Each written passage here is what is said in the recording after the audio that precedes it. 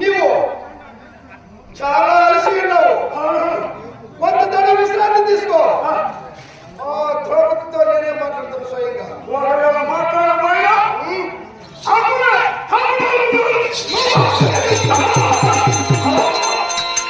అలాగే సహోదరా,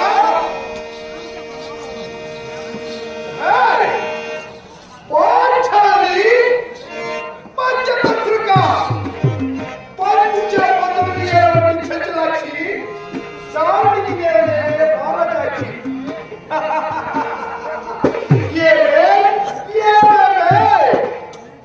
నాడు వయసంలో కాలు చాలినంత మాత్రాన